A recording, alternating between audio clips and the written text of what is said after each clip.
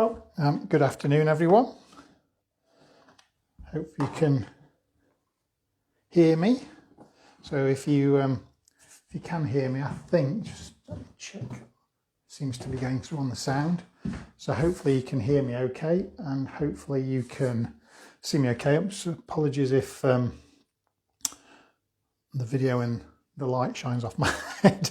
So apologies for that. No, I can do about that. I can turn the light off. But I just want to make sure that you can see and make sure everything's in shot. So while we just wait for sort of people to come on, so I'm making sure that I am in the Canine Assist page.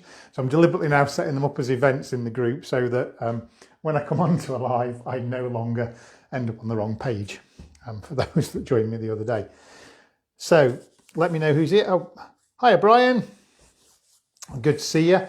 Hope all's well, and in obviously our strange times, and hence doing a recall session. You might wonder why I'm not outside, not just because it's cold, but also because I'm going to use this opportunity to do a bit of training with Bliss, because for those of you who have been following her, you'll know that she's sadly got a little bit, I say sadly, she's looking like there's nothing wrong with her at the moment, but I am very conscious that her leg is still not perfect and we just need to break it in gently. So I still need to do things that are stimulating. So before I bring her out and sort of go through, you'll notice I've got a few things to go through this, and I'm going to talk to you weirdly about recall and disengagement, but we're going to start talking about things that happen even before we get to a park, or even before all the normal stuff that we think about for recall and disengagement. Okay. Because there's things that we need before that. We need impulse control. We need ability to sort of self-regulate themselves. And we can only do that by training certain other concepts along with recall. One of the biggest ones is obviously disengagement. Disengagement is one of my favourite things to train because it's overlooked. You know, we focus on recall, and a lot of the time when you get to recall, and for those of you that you're on, you know, let me know if you've done this, or, you know, if you've been even told to go about it this way, which is that we have this stereotypical approach to dog training. So, you know, we get the puppy or rescue dog, we might go to a class and we'll do certain things in order, and then you let loose, you go to a park and you try and recall your dog because they've been doing it brilliantly in the home, they've been doing it brilliantly around, and then on the park, your dog just doesn't come back to you. So if you've ever felt that, because I can certainly hold my hands up, even, you know, when I did all my training when I started and had a dog that was coming back really, really well. It didn't take long before we were at a park and saw another dog and gone. So you start to understand that. And obviously, as I've gone through my training over time, you know, you pick up on all these little intrinsic things. And so the important thing for me with any recall is disengagement has to be kind of a priority, because without disengagement, you're never going to have that brilliant recall. Okay. And so for a dog to be able to disengage, you need impulse control. You need the ability for them wanting to check in with you. So there are lots of things that we're just going to run through before we go through those steps. If anyone's got any questions on what I've got my other phone here so I can see, because the camera's all the way over there, and we can go through. So if anyone's got any questions, pop them up and I will go back and we'll double check and make sure that we can try and cover them off. So just going through some of the equipment that I've got, you can probably just see down here, we have a dog raised bed. So I'm going to be using that as a place. I like training what I call my hop it up game as a basic anyway, because it's so useful in so many places. So out in a park, do this on a park bench. When you're allowed to sit outside a cafe, I can do it on a chair outside the cafe. If we're in the woods, if there's a fallen down tree stump, I can get my dogs to do that. On some nicer walks, might be a wall, and so on. So a boundary game for me gives me a lot of shaping control, and it's a fun game, and hopefully you'll see how much Bliss kind of enjoys that. I also have a crate, only a small crate, But this one, you don't have to have a crate, by the way, but I just use it because it's easier for me to sort of handle. But you can use a little airtight container with holes in the top, put some food in there. So there's all kind of different things you can do. But the idea of the crate is we're going to use that to start shaping this disengagement at some point. Obviously, I have my dog whistle. If you are someone who wants to use dog whistle, I like using a dog whistle,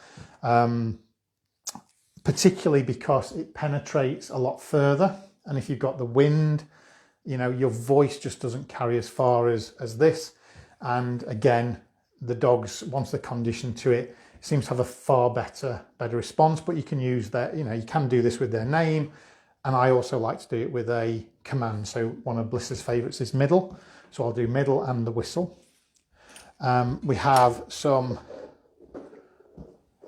ordinary low value food of a dog bowl if we get that far. And then I have the Ziwi Peak, the high value food.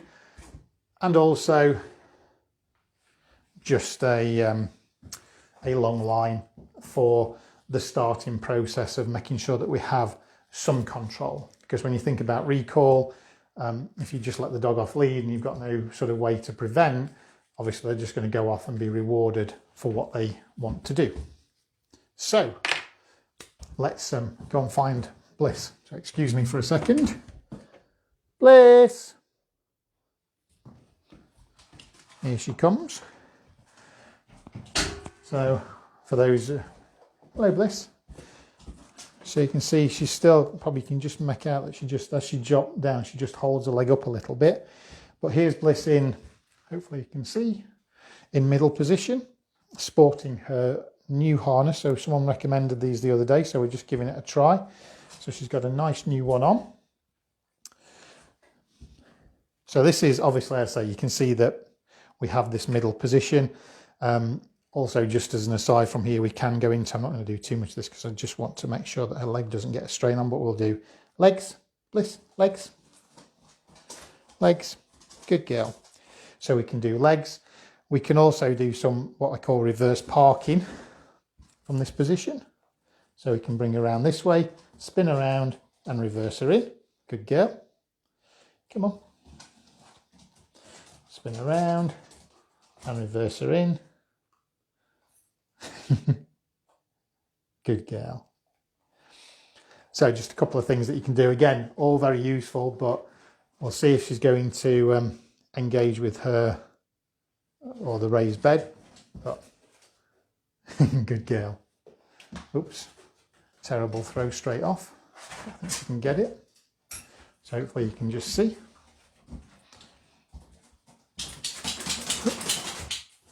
Good girl. Pop it up. Good girl. So this is Bliss just on her boundary to start with. So remember I said what we need to do when we look at recall is look at the whole concept of recall. So if you caught my live that we did last week where we were talking about how to construct a sort of behaviour solution plan, it's looking at every little step. And we often miss the important things and we go straight into training in the situation. So again, if you have gone through and ever trained in the situation, so you've got your recall, you've gone to the park, you've let your dog off and you've tried desperately to call your dog back to you when there's other dogs, other people, squirrels, rabbits, you name it, all about, and the dog's just not coming back, just put a comment in saying, yes, that's me. Because, I think as dog owners, most of us have been there at some point. And the reason for that is because we practice recall and we might go to a dog class and practice it, but that's about where it stops. And then because it's gone really well in the classroom, we just think that it's going to transfer so well straight outside. But we have so many more distractions outside. And so it gets tougher. So any training you do, you have to prepare your dog for that situation. So we need to train for the situation by preparing them as best as we can. And again, I use silly analogies, when you think about, when we send children to school, we don't send them straight into learning history, geography, French, German, we start very basic and we build them into it. We find what they're potentially going to like and what's going to work. So we need to do that with the dog as well. We need to make it easy for them so they can really understand. So we talk about impulse control straight off. Okay, so here you've got Bliss on her bed.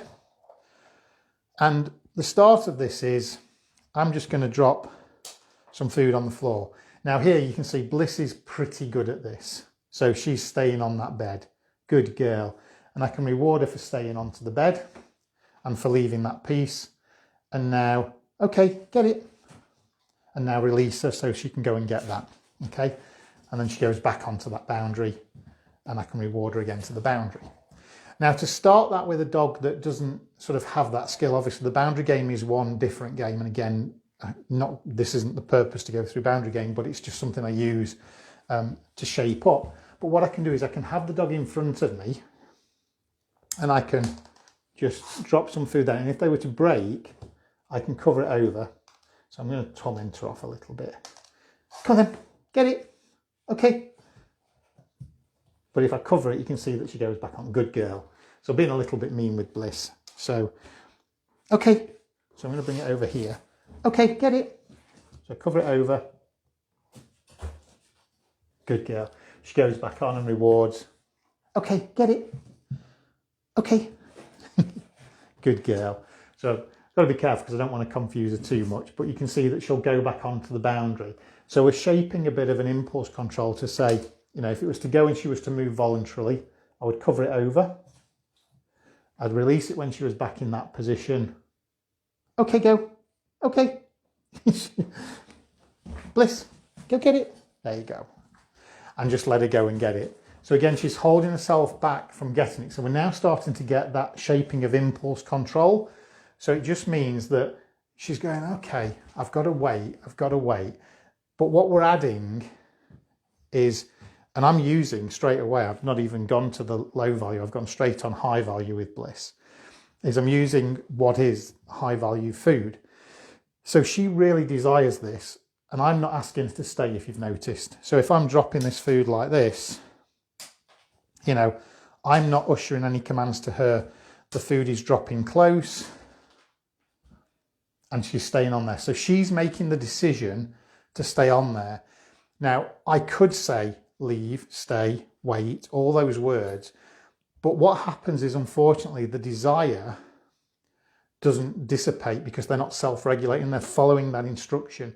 And while you may think that that is okay, and to be fair, it's better than nothing, but having a dog that will naturally choose this means that they're bringing themselves down. So they're self-regulating, they're lowering that arousal. Thank you. Thank you. Good girl. So you can see, good while we're filming it live, but she didn't get it. It's still on the floor in front of her. So she's looking at me. And I'm just going to wait and see what she will do. Yes, good girl. So you can see, even for Bliss, and Bliss has done this a lot, but she was like, no, I've waited long enough. Okay, get it.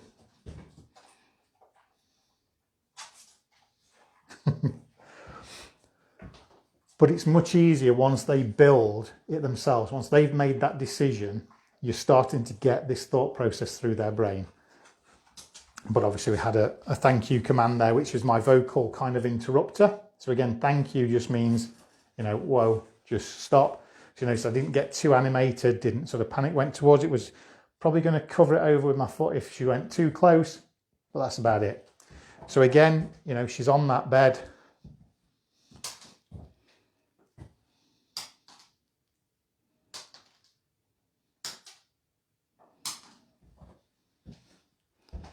I can walk away from it, and now I can walk around this way. And she could, I could go in here, close this door. Thank you. See how she moved because I'm going through the door? Thank you. Good girl. So I go through here. Come back through. Thank you. I know. Good girl. Okay, go. Okay. Okay, go.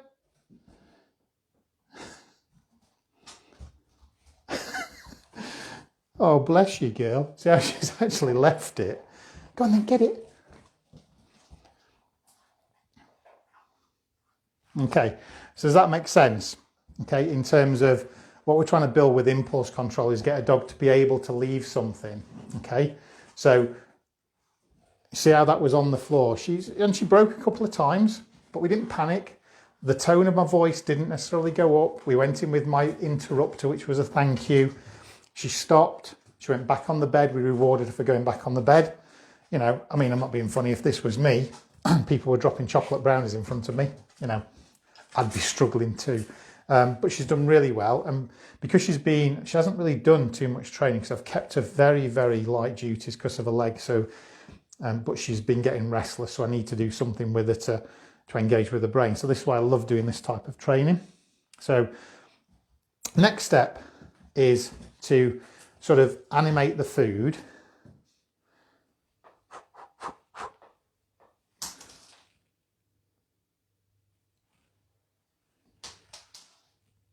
Okay, go. Okay, get it. Bliss. Good girl. So you see, now I'm introducing that call away with just her name. And she goes back on the bed. Okay, go. And she's like, do I get it? Go on then. Good girl. Now, obviously, again, Bliss has done this. So I'm going to go through the steps of how we get through this. But when I was starting training this, I did film this. So I filmed the whole disengagement process with her. So it's almost like you'd start, and this is where I could either pop her on the line, okay? So I can clip her on the long line. Oops, sorry, Bliss. Sorry, there you go. I think she's going to do a search now. Good girl. Come on then. Up it up. So I know I use this for scent work. So you can see now what I can do is I can work out that however far I am away from her, pop it. Good girl. That's it. Good girl. So I know that now I'm far enough away. Just trying to figure out, so I'm putting a bit of tension on. Good girl. What's your leg, girl? Oops.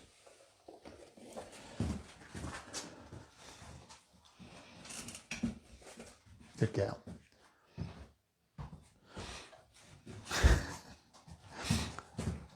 That's where I've confused now because I've put it on the back clip for scent work. So I can just work out how far I am away. So I know that when I stand back over there that she can't get. So what I can do now is I can get a pile of food, have her on the bed, pop the pile of food over there. I can come back down to this side and I can just slowly say, right, go get it. Go on then. Good girl. But she can feel that she can't sort of get to it. Go get it. But as soon as this lead goes tight, she returns back. Okay, go get it. Good girl. Go get it. Good girl. And now I'm just going to let her go. Go get it. And let her go eat it. So again, you can see that she's always getting it. It's just shaping this concept that when she can't reach something, okay, that she has to start coming back. Okay, does that make sense? So what I'm doing is I'm restricting her from getting all the way to it, and then she's got to make a decision. Now at the moment she's on the lead, which means she cannot get the food, cannot get the reward. Once I've done this, the next step, excuse me, is to see whether I can start adding in a call or the whistle before she gets there. So again, I will make a mental note, so I'll know that when I wheel this out, good girl. So I know that this is the right length all the way there. So you can see as soon as she feels that lead pull a little bit, she's following. And for anyone who wants to know that game, that's called the leash pressure game. So what we try and do, what shall I go? Is whenever there is pressure on the lead, they want to naturally follow you. So, going to pop some food down again. Good girl.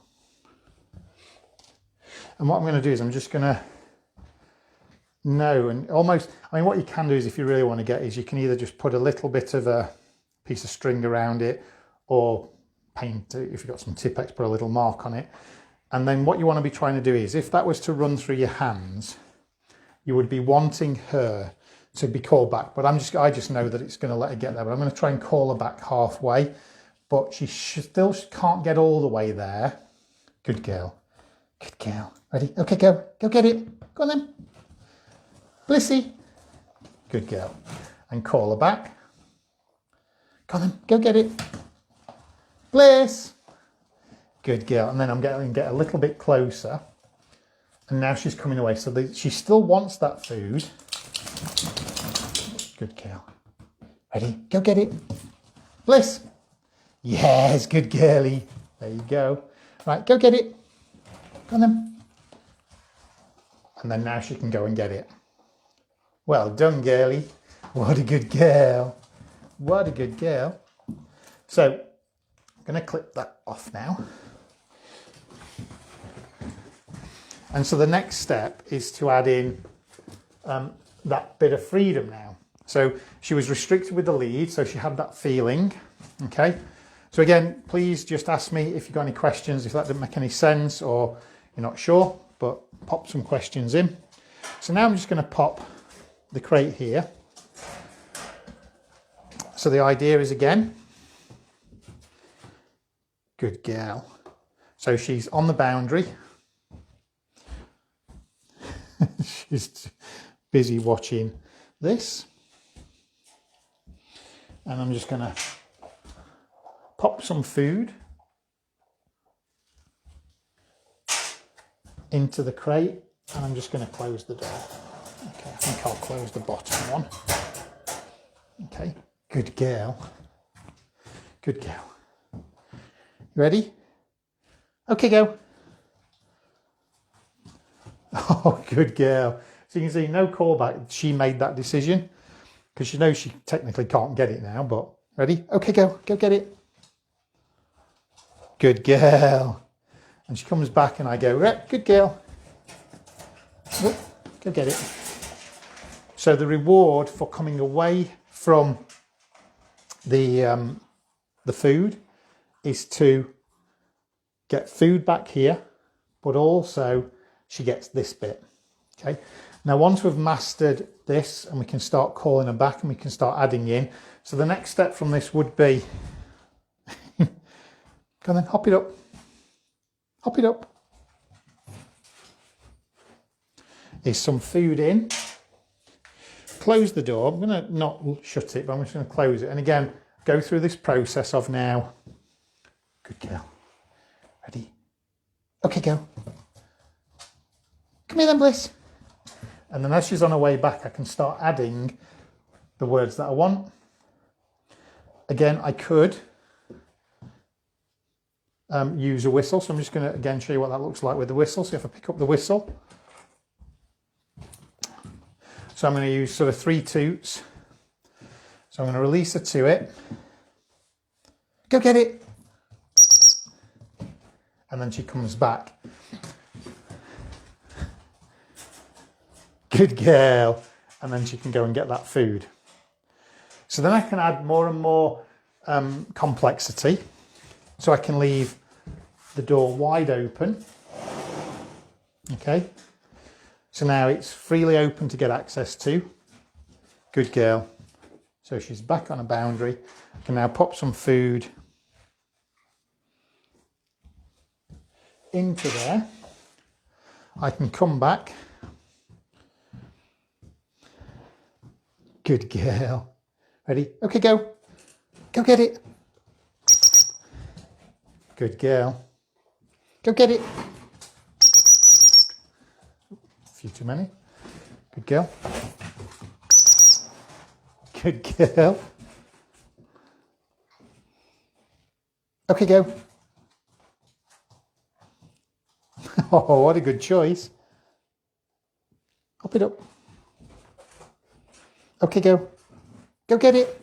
Go on, go get it. Good girl. Okay, go. And then let her get it. Okay, so that's with the whistle. So you can see how we use things that we can close. Oh, good girl.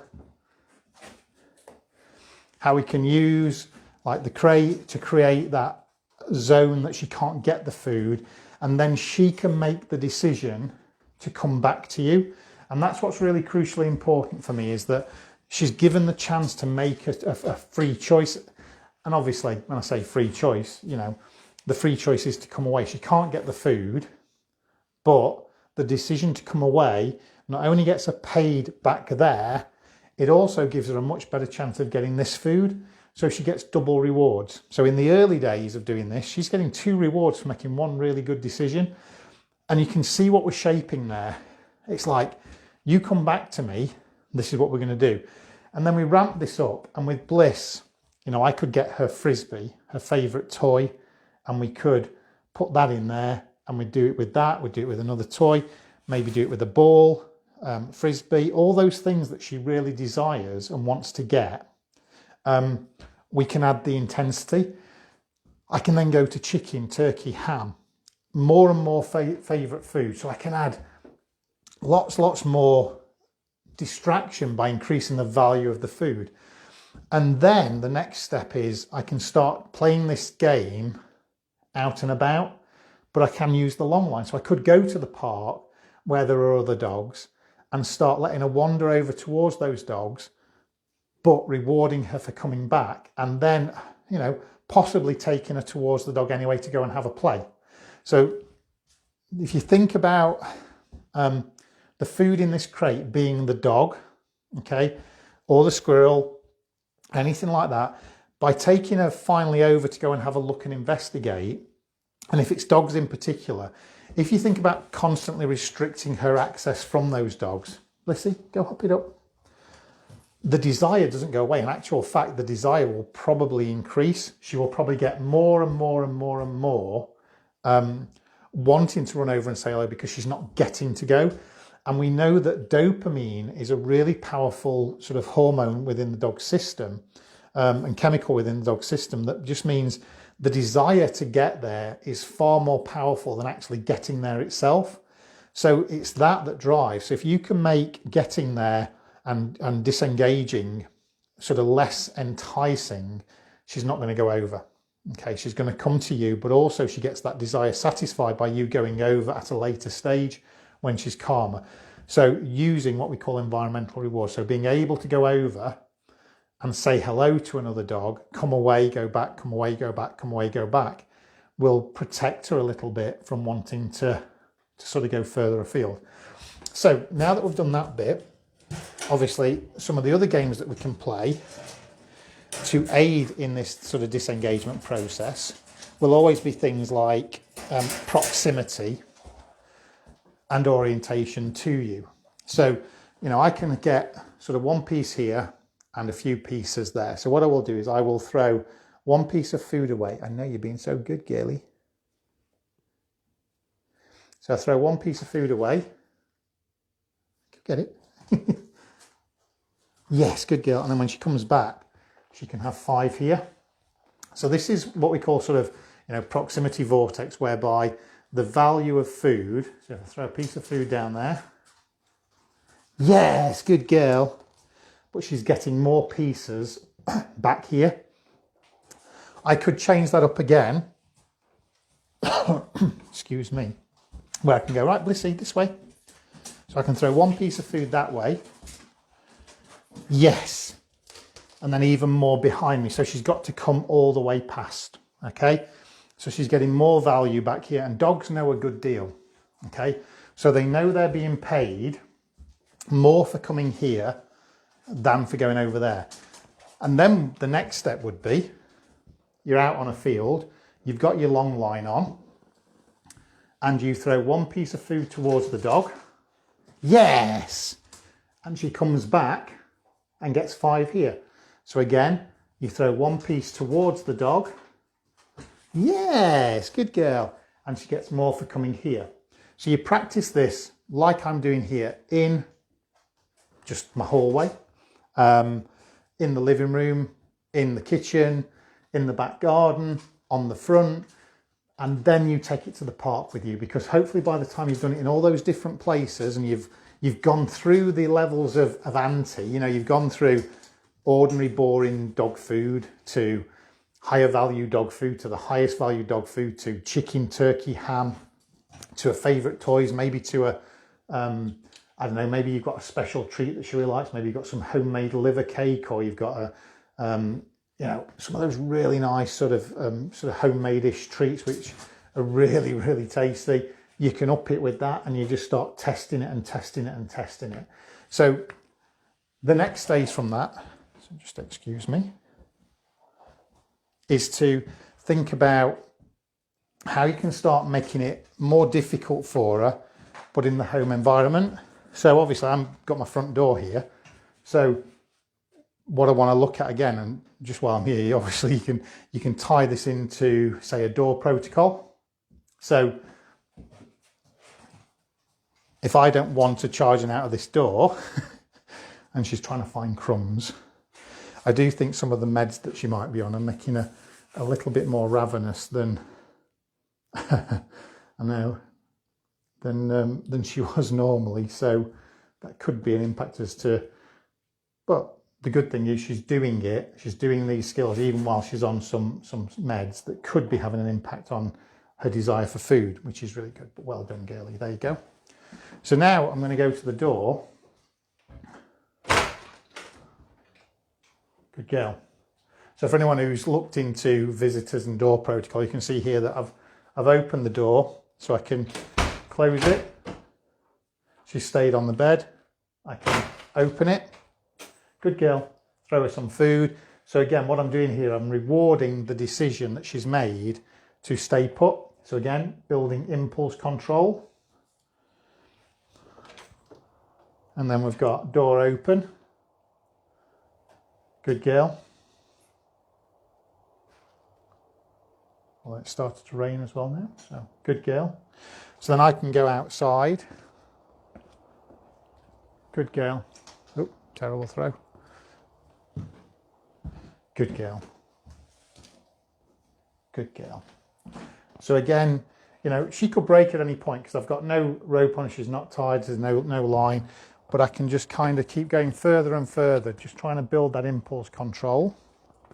Good girl. And again, I'll just see if I can go a bit further. Hopefully you can still hear me. So you can see how she's broke, so I don't panic. Thank you. Bliss, hop it up. Go on, hop it up. Is she going to? Go on, hop it up. She's going, no, you're out here with food. Bless her. Go on then, hop it up. Good girl. Oh, terrible throw again.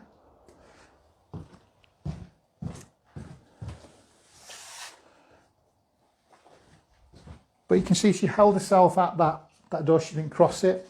So again, still a good choice, not the best choice and not her personal best. So close the door.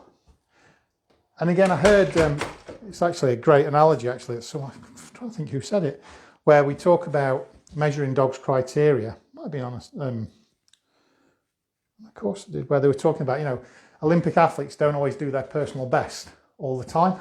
So we shouldn't necessarily expect our dogs to give us absolute perfection all the time. And you can see there, you know, Bliss broke. I was out the way, and to be honest, I haven't done this exercise for a while.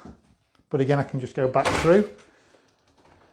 And I stayed out there for quite a while as well. So I maybe need to, again, remember I said about making it easier? So she's broke again. So again, this time I can just come back.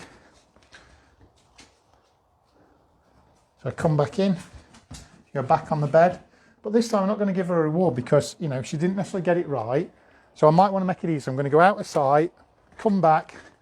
Oh, so she broke as soon as I went out of sight.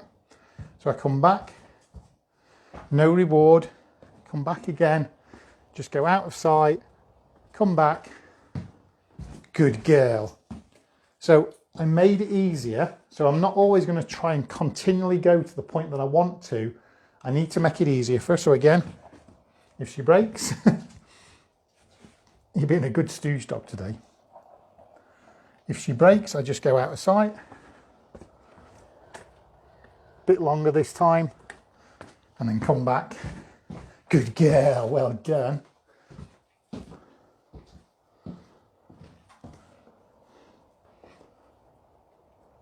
Good girl. Oh, okay, go.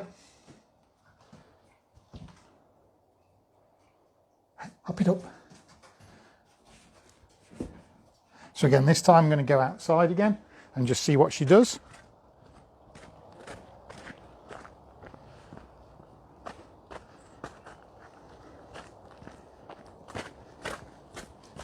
And she's done really well there. Yes, good girl. So she's going to get a big payoff. Okay.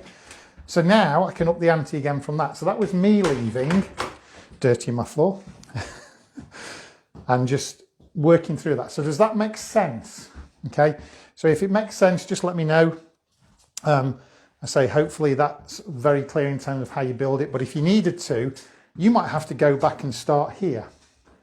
But now the next thing I want to do is, now we've done this sort of door protocol of me leaving her and her staying put, okay, I'm going to turn it around where I'm going to stay in the house. I'm going to put some temptation outside and almost release her to it. So I'm going to use food and then try and use disengagement and recall to get her coming back, okay? So what she's learning is this impulse control of, I want you to stay here. So you can see how we're not just working on pure recall. And, you know, because we get locked into that, there are so many aspects to recall. It's not just about the dog coming from over there to here.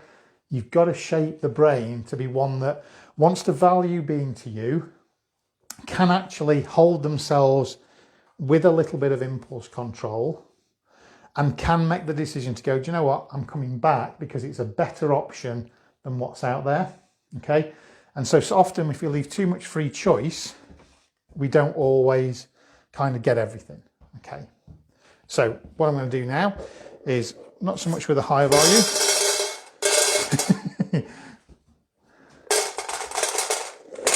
So I've got a bowl of food. So this is just lower value food. So this is ordinary kibble. I've got some, I think I've got some duck patty and some turkey patty, which I could do with this. So I'm going to pop the bowl down there. And this is where we start upping that ante of, you know, can she disengage? So, you know, her bowl's there. Well, it's not her bowl, but she knows there's food in there, don't you, girl? I know. Sporting quite like this. It's looking quite, if anyone who wants, this is a True Love harness, and it's got reflective straps and reflective for obviously the night time. 2 points of fastening, got a nice little clip on the back and a handle as well, so it's quite nice for that. So so you can see how she's still looking forward. Not sure if you could hear that sniffing. Thank you. Okay, go. Bliss. Good girl.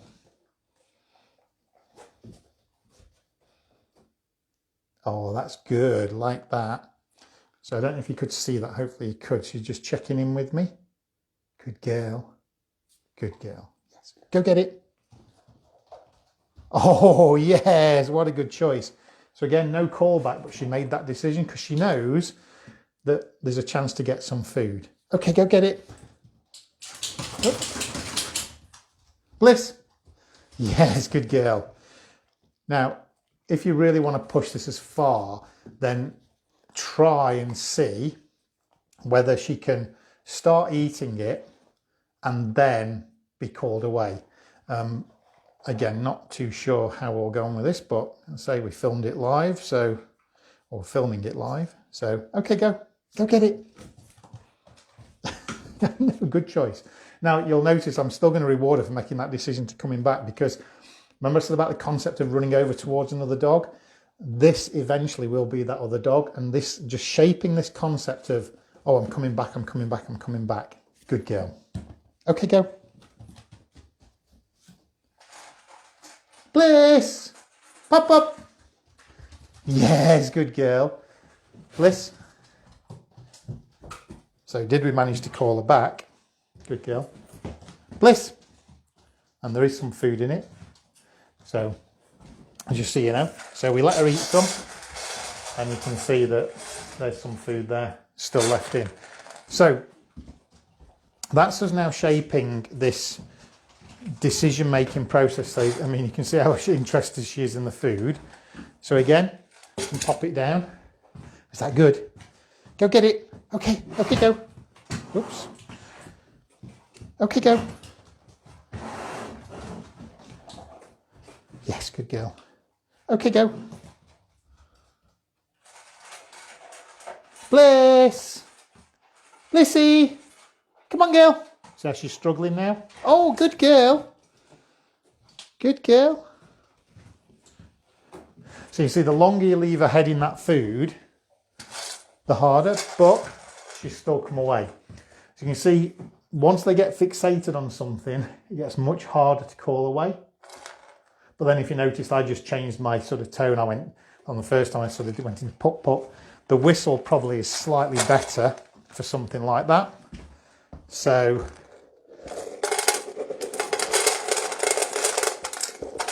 we'll just pop a little bit extra in. I'm going to grab the whistle.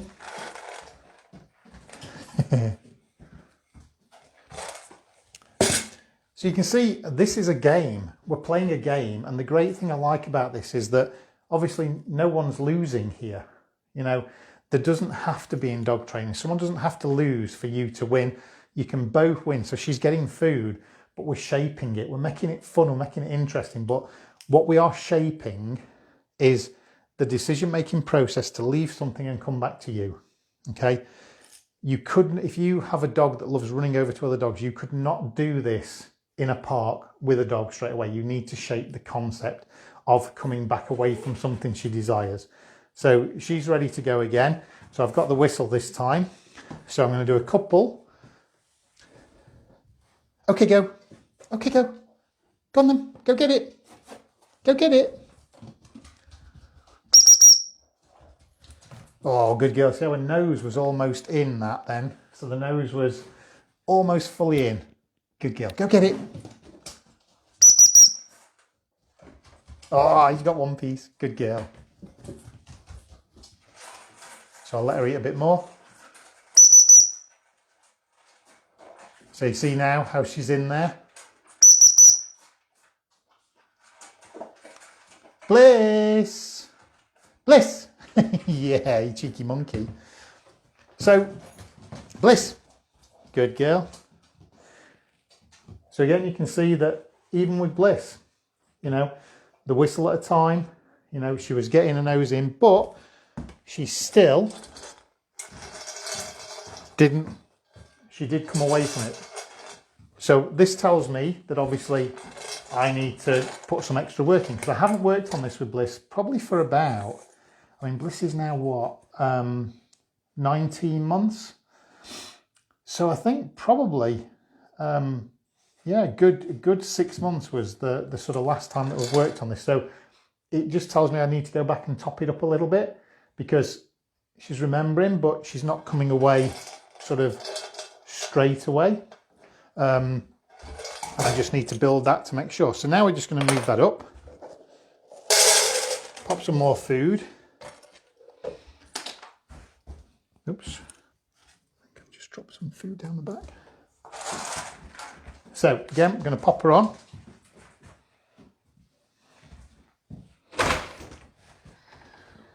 And this time,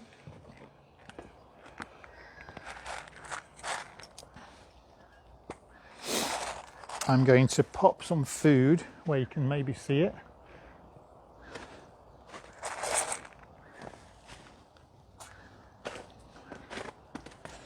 So I think you can see that, hopefully. So just, yeah, so you can see the bowl, cool. And I'm just thinking, just going to double check, because I think we might have somebody walking past. So Bliss, hop it up. Good. Freebie. Come on then, hop it up. Good girl. So again, passerby walking past. Stays on the boundary, so I'll reward her. And look at my postman's really good, so he will actually do this exercise with me for a little bit. So we've got the food out there. So now the next step is to see whether she'll go and get that. Go get it. Go on then, Bliss. Go get it. Go on then. Lissy. Go on, go get it. No. What a good girl. So you can see she didn't even go outside. Don't blame her because it's cold and wet. Good girl. Come here then. I'll just go and make sure she knows that it's there again, just to re-stimulate. Let's pop it there. There you go. Good girl. Go on then, go get it. Go on then, Lissy, go get it. Come on. Go on, go get it. Good girl. So you can see she knows what a good deal is. She knows. Go on then, Blissy. Go on, go get it. Yes, good girl. So I can hear a car coming, so I'll just hold her here while that happens. Good girl. Okay, go. Good girl. See if we can try it with an instruction this time. Bliss, go get it. Middle. Good girl. Okay, go. I'll let her get some. Blissy. Bliss. What a good girl. Bliss. Good girl. So we'll go and get that.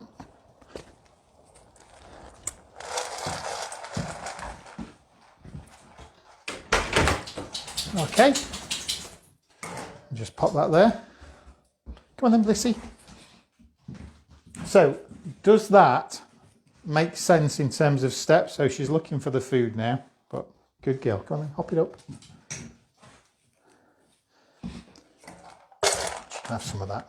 Can't always have the high value stuff. And just to let you know, this could be done with a toy.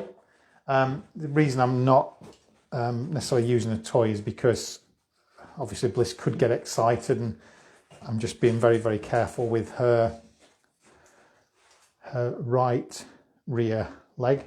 Even though it's looking pretty much okay, I've not seen too much even doing this, but because again, she's jumping off, just be careful with the slippy floor. But I need to exercise her somehow, okay? You know, she can't go out on big walks, she can't do too much. So obviously scent work doing something like this, just doing this however long we've been doing it for now, you know, is really powerful in terms of getting a dog to be tired out, mentally stimulated, sort of thinking about what we're doing, how we're doing it.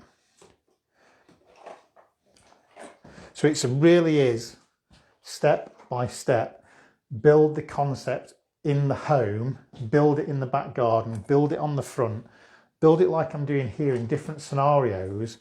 And then, you know, you could do it here with the dog. We're lucky that we get lots of dog walkers walking past, because there's an alleyway at the bottom that leads down to towards sort of the canals and the rivers and everything. So we get a lot of people walking past. So I could sit here with Bliss on the long line, let her go out and reward her for coming back. So there are many, many things we can do. Okay. So has anyone got any questions or anything? Sorry, just need to check, make sure. Don't know if I'm seeing all the comments. So if I've missed any, please let me know. I'll double check later if I have missed any as well. So if anyone's got any questions, just pop them in just to see if there's anything. But does that make sense, please? So if you can just pop a comment in that just says, yes, that makes sense. Let me have a look on here. Got a few. Sorry, I've got a few to go back on. Right. My eyesight's terrible, so I might just have to lower this down if you just bear with me a second. couple of questions in there.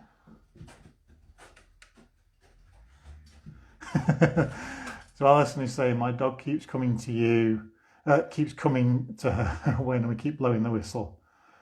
Good to know she knows the sound if it comes to that. Yeah, brilliant. Okay. Brian, yeah, really good tips. I have 2 18 months. Oh, Springer Spaniels too. Do you recommend separating them for this? Okay.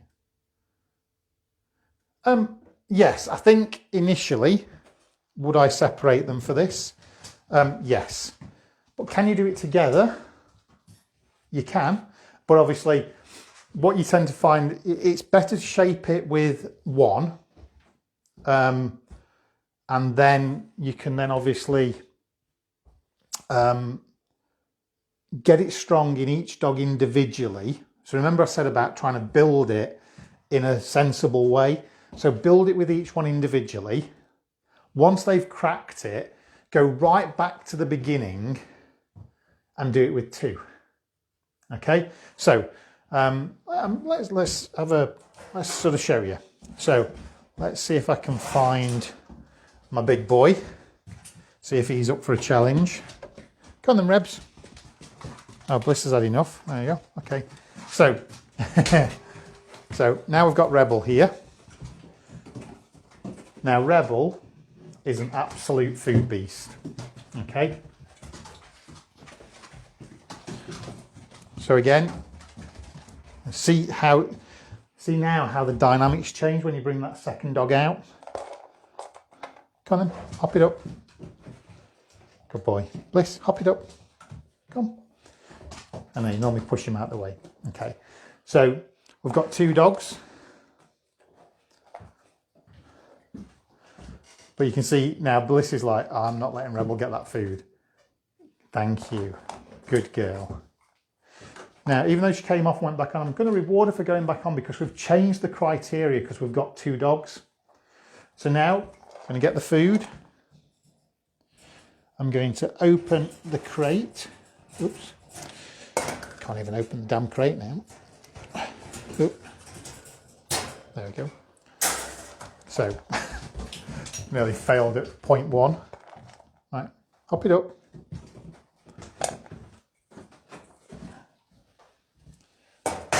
So I'm going to pop the food in, pop these in the crate. I'm going to come back over here. Okay, go. Come here.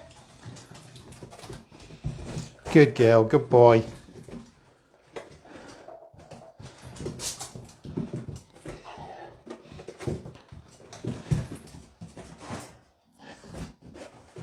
Thank you. See how Bliss is just trying to get in now? And that's because Rebel's here. So we've now got 2 dogs and we've got food. You create competition. So you do have to be careful. Because I know Bliss, she'll probably tell Rebel off if they both go to... If Rebel gets there first, Rebel will let Bliss go in. If Bliss gets there first and Rebel comes in, you might see a little bit of a growl and then they'll just eat together and it'll eat really quickly. So probably not in the bowl is the best thing, probably just around the bowl. But so what I can do now is I can just go, right, okay, go on then. So I've got 2 eating. Good boy. Bliss wins. Good boy. But you can see Rebel's disengaged, so I'm going to reward him sort of over here. So I'm just going to lower this down. Sorry, just take that out so I can see the comments. So just bear with me a second as I... Oops. As I undo the wrong button. I have all these weird contraptions, you know, to film stuff. And then I undo it the wrong way. Okay. Right, so just bear with me as you might see just the plain white wall. So... Hi, Nikki.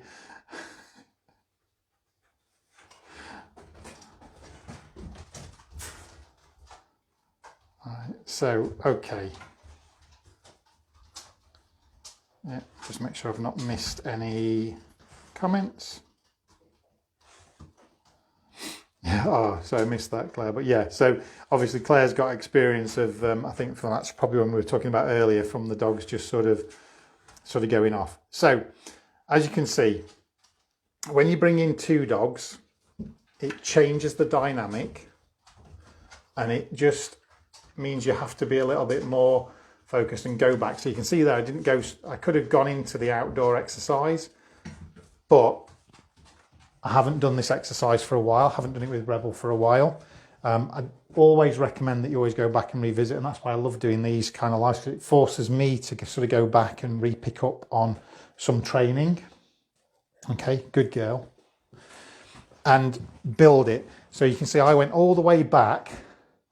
Probably would have been more difficult to do it with them both on a lead, but by having the crate, I was able to do it with both of them off lead. But you can see that, I mean, these 2 are okay with food. Bliss can be, you know, she should be the one to tell Rebel off, but they will let each other eat. I'd probably, normally what I would do in that scenario with Rebel and Bliss is I wouldn't put it in a bowl. I would have scatter fed it. So if they both went into the crate, there was food on one side, food on the other. But you can see the difference in change. I would have struggled to call Bliss away from that food with Rebel there, okay? Because there's now competition, so I've added an extra level. But eventually I will go back and train that with her. So I'll train both of them in the bowl and be calling them both to me, okay? So I could kind of show you what that looks like. So I could, let's make this a little bit more challenging again. So really hard. So come on then. Hop it up. Come. Hop it up. Barge him out of the way. She's such a minx, isn't she? So I'm just going to basically put some food on here like this. So this is going to be really tough. I don't think... So, okay, go. Right. Rebel. Rebel. Good boy. Bliss. Blissy. Pop, pop. Come on. Bliss. Come on. Oh, yay. She did it. Bit tougher, you can see. Bliss. So you can see what I mean when there's 2 dogs. But we did have... So you can see we've got, what, about 8 pieces left. But the key difference there is, you know, I could have made that way too difficult for myself because 2 dogs increases competition. So I would have probably gone to longer in the crate, okay? So at the moment, even though they did it, I had to really sort of animate myself and get that tone going. So rather than get frustrated and shout, if you noticed, I kind of went, Blissy, and got a little bit more animated. Could have used the whistle, but when you've got 2 dogs, there is always that mindfulness of, oh, you know, Rebel has done this for a lot longer than Bliss. So Rebel's done disengagement probably since he was a pup, and he's now coming up for 9. So for him, it's easier for him to disengage because he really knows that he's going to get paid again. Bliss has been doing this a while, but nowhere near as long. And with Rebel around, you could see that there's a lot more frantic eating. I don't know if you just noticed the way that she was eating compared to when it was out before. Without Rebel there, it was slow, calm, much easier to get. Second dog there with food. So you can see how you can use the environment and use different ways of training. But you can see now we've even got Rebel here. They're both there. So, okay, go.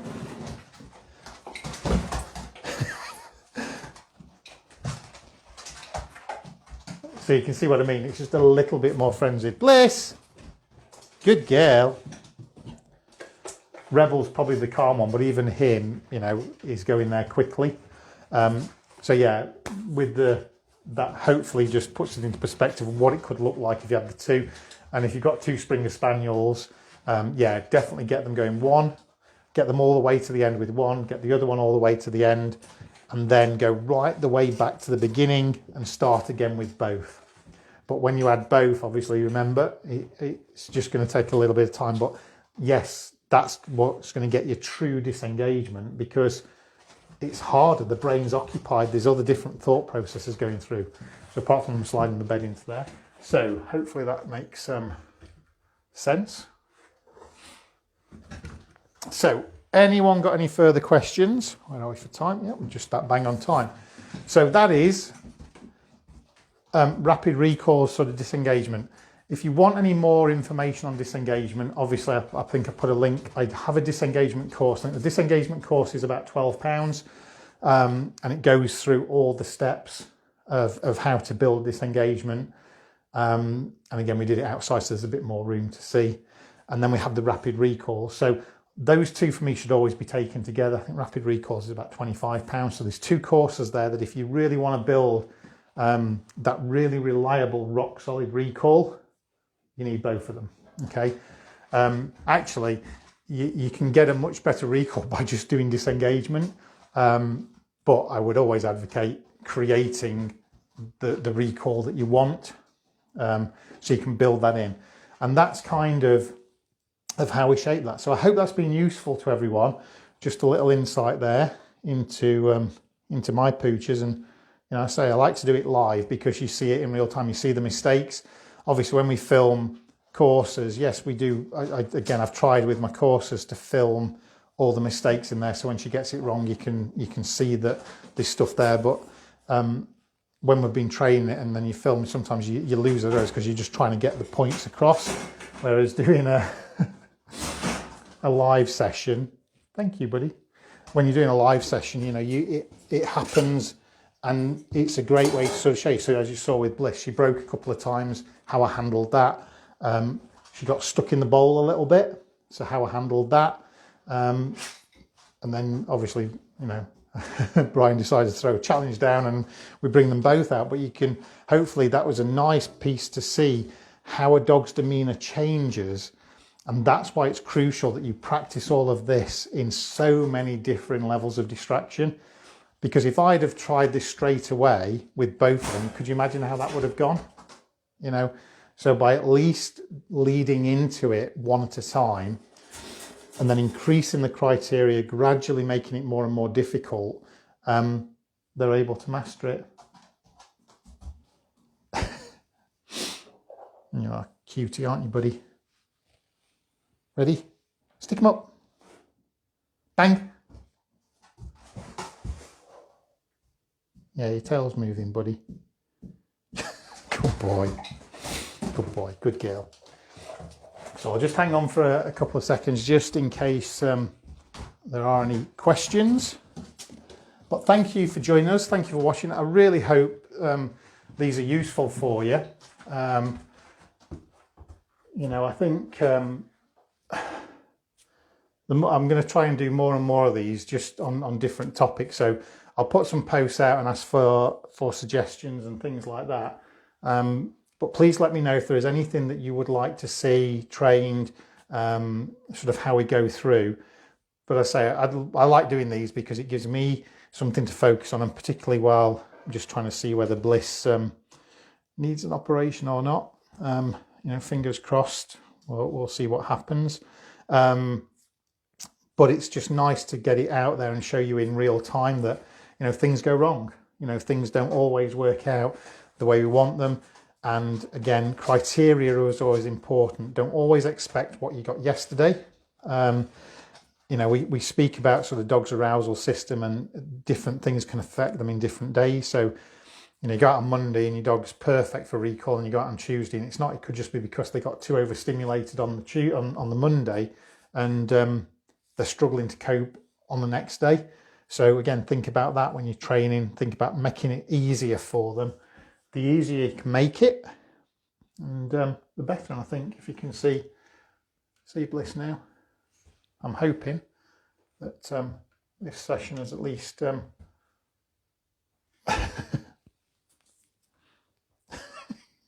shattered her out for a bit. Anyone who's got a Springer Spaniel knows that it's it takes a little bit of effort to wear a Springer out, but just this little session now, you can see what that's done. So Bliss has been resting all morning. I mean, she'd slept all night, been resting all morning, and we've just done this session now, and she's like, "Yep, okay, I'm ready for a snooze." But anyway, thanks for watching. Any questions, anything you want to see, any different videos you want to learn, you let me know, and we'll get them done for you. So have a fantastic Tuesday afternoon, and I will see you soon.